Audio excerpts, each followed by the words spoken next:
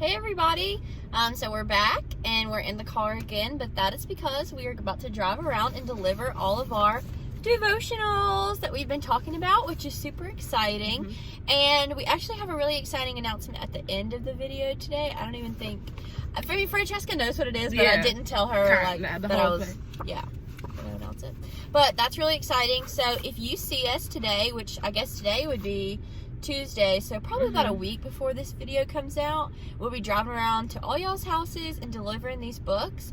And if for some reason you see this video and you did not receive a book, just go ahead and call the church office and we can get that mailed to you, or we can hand deliver it to you as well. So we're about to drive around, get these books delivered to y'all. It's just books. It's not any, it's just books. Hopefully, but we're happy to see some of your faces, maybe. Hopefully. We might just be dropping them in the mailbox. I know. I'm hoping that some of them have that hybrid schedule going on today, and that we'll get to see some of y'all. I didn't really tell anybody that we were coming by. I kind of wanted it to just be like, surprise, we're here. So, alrighty, we'll see y'all soon. You can see where I almost bought this. This is some of the house that my parents almost bought when I was a kid. I think it's ugly, but they almost bought it. I mean, and we lived in Oak Grove.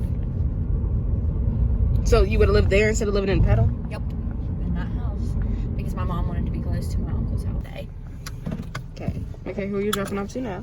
And Claire and Michaela. I hope y'all are here. Look at my You should put a warning thing that says wear your mask. Boarding, wear your mask. boarding. Hold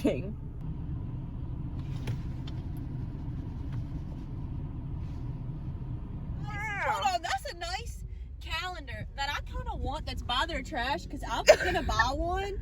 Should I just pick it up? Honestly. As we watch McKay.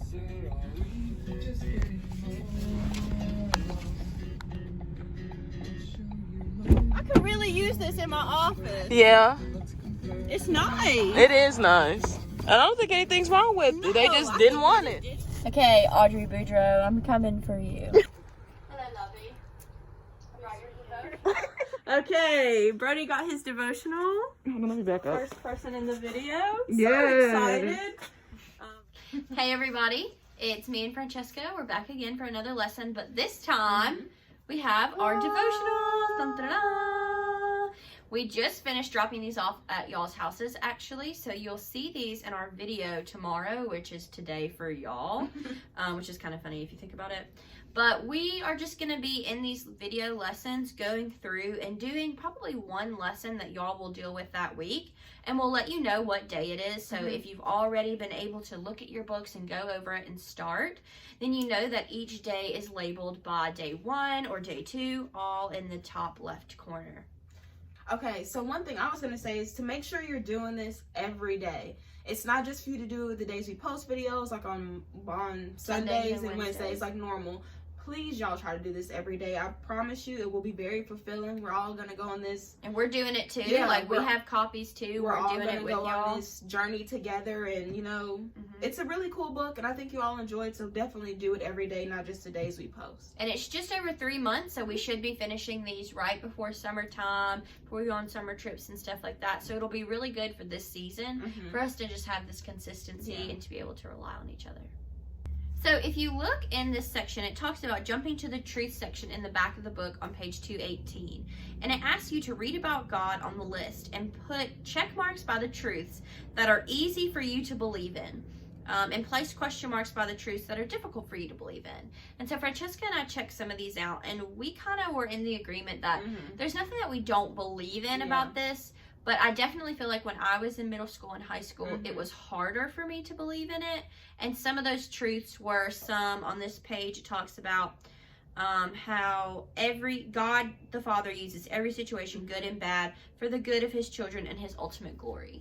I think that's probably my favorite one that I read off that list, because I think that even like in the times we're living in now, it can be hard to like be like, oh, well, this might end up being good in the end, when really like every situation that we're put in is there to help us grow and learn and get closer with Christ. So I mean, even this whole crazy situation we're going on with now with COVID, it's a reason for it. It's not put here for nothing. And it's hard to see that sometimes. And so I think that's kind of where I'm at, where it's like I don't necessarily not believe in it by any means. Like I believe in everything one of these things. Like I believe that he uses it for the good and for the bad. He uses it all. But sometimes I do feel like my judgment might get Yeah, clouded, yeah. if that makes sense, Yeah. and to put it that way. I think that happens to the best of us. It's like you just feel like, oh my gosh, this is never going to end. This is worse. This is terrible. This is so bad. But because we're coming up on 1 year, yeah. and it like feels like it's been 5 years, but it also feels like it hasn't been any time at all. Time feels this long and this long. So very, very weird. Okay, so Francesca's going to read from us from Hebrews chapter 11, verses 1 and verse 6. Hebrews chapter 11, verse 1 says, faith is the confidence that what we hope for will actually happen. It gives us assurance about things we cannot see. Hebrews chapter 11, verse 6 says, and it is impossible to please God without faith. Anyone who wants to come to him must believe that God exists and that he rewards those who sincerely seek him. Okay, so these verses are part of a letter that were written to encourage the Hebrew Christians. And so it has that little footnote, which I really do like about this, is that it kind of explains to you what it means when it says, like, group of Christians. And so the footnote says followers of Christ literally means little Christs, which I think is cool. That's cute. And so although the Hebrew Christians had put their faith in Jesus for Christ for salvation, some of them struggled to live out that faith with confidence because their neighbors didn't believe in the gospel of Jesus Christ. Sounds kind of familiar. In what ways do you relate to the early Hebrew Christians? I think, me personally, I've always struggled with just shouting from the rooftops that I'm a Christian, if that makes sense. And I think we've talked about this in middle school and high school before, that it gets easier with age. Yeah. But definitely means, I think, by being a youth minister and just like telling people that's my job, and like proudly saying that's my job, it's gotten so much easier. But when I was in middle school, it was hard for me to minister to my friends. So I don't even think back then I ever really tried. I think, you know, when you're a kid, like, even I feel like a kid sometimes, but like when you're younger, you feel like, oh, like that's not the cool thing to do, or, you know, that's not the cool way to, maybe like that might not be the cool thing to way to be, or something like that. But I think what a good thing to remember too, in addition to that, is that you can do small things to show that you're a Christ-like person, or show that you're a good person. Through your actions. That's what my mom always taught me. She was like, whenever you go to school, people can see you're a Christian by the way that you act. And if y'all remember, Lauren used to tell a story about how when she was at Disney, somebody just came up to her at guest relations. She was like, I'm sorry, but are you a Christian? And I always thought that was like such a cool story. Like, I would hope that somebody could see me through my actions as a Christian.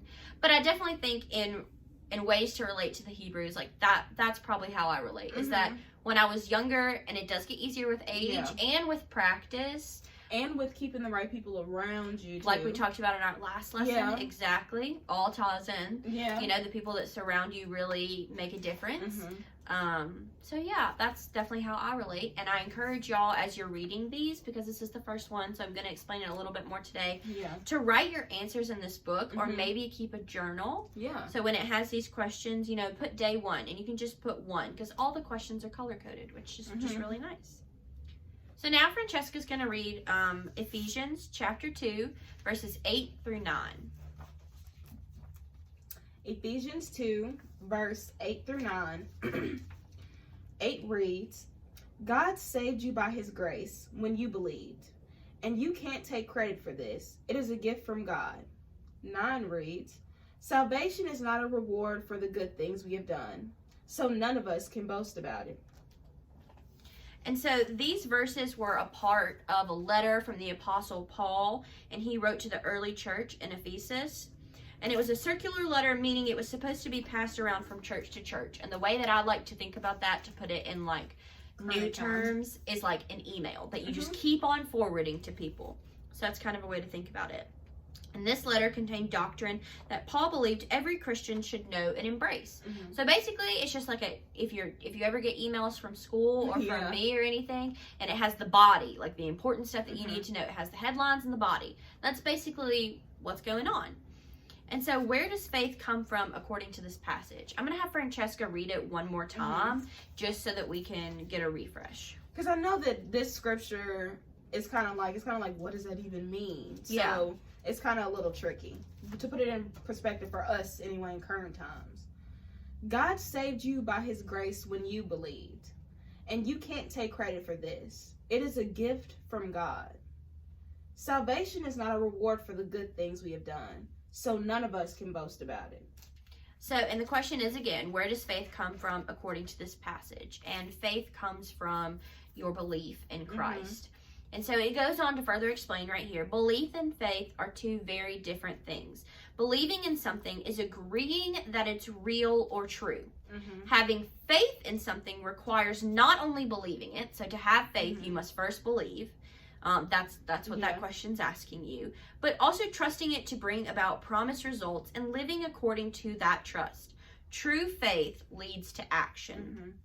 So I like to think about that Santa Claus quote where it's like, how does it go? Like, believing isn't seeing, or like, it's like seeing is believing. Seeing is believing. So like we talked about, let them see your actions. Let them see how you live through Christ, and in turn, they will see your faith. Because I think ministry and like spreading the word of Christ is more than just, oh, do you want, here's the Bible, come to church, come to this, come to this. It's about, hey, I'm a good person. I'm going to be nice to you. Oh, yeah, you need a pencil. You dropped it. I'm going to pick it up. Exactly. Oh, your mom forgot to come get you from school. Let me take you Let me home. give you a ride home. Like, you're alone at a table. My friend group's going to come sit with you.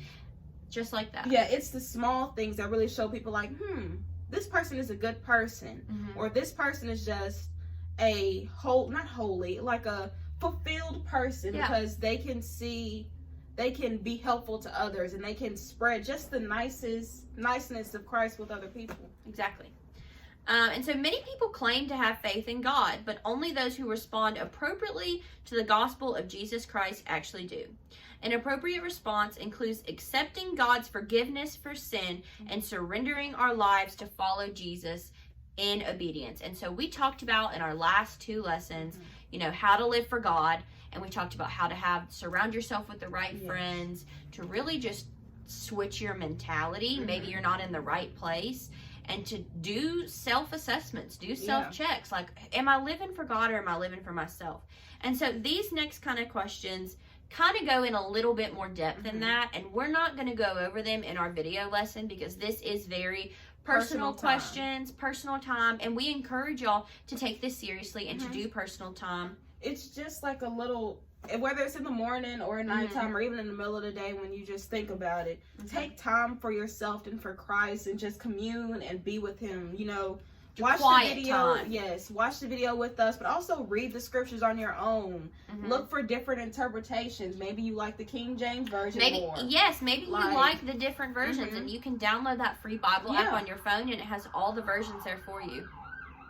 Did y'all hear that? But anyway, I hope they're okay. I do too. Take a moment of silence.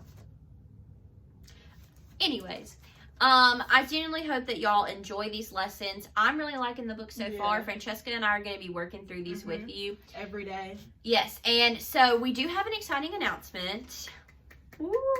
So our admin council, which I'm a member of, voted to start back church February 14th, Valentine's Day. Says, February 14th! So we're really excited, and we plan on doing a little soiree up here. Just a little event, just a small. We may or may not have bought a new gaming system for everybody to try out, but that's a surprise. We're not telling you which one it is. So if you're watching these videos, you can get hype. You can get excited. Yes. We're really excited. They're sold out everywhere, but we got one. So, boom! We are really excited. We miss y'all. I guarantee you none of your friends have it. Guarantee. Maybe one. Maybe one. Okay. Never mind. Doesn't matter. Doesn't matter. We have it. We have it here. And you're going to play it here, and we're so excited. And we're going to meet on Valentine's Day. We're going to have so many Valentine's Day treats. We're just going to have a big party celebration for being back together. Being back together. We haven't seen each other, since Christmas. Before Christmas. I haven't seen them since before Christmas. That's a long time. Yeah. Just know that we love you and we miss you. We're working on our schedule for the year, and that means spring break trips, summer trips, fall trips, lock-ins, all those exciting things. We're getting ready. We're getting ready for y'all. We're coming, and we can't wait to see you all. We can't wait to see you all. We love you so much. We're going to sign off the vlog here. We hope that y'all really enjoyed our previous footage of us delivering these devotionals to your house. Francesca and I had a great time just driving around, seeing some of y'all. So you'll see those clips earlier too. Just know that we love you and we miss you, and we're excited to see you really soon. Really soon. Less than a month. Countdown. Woo-hoo! Yes. Bye, guys.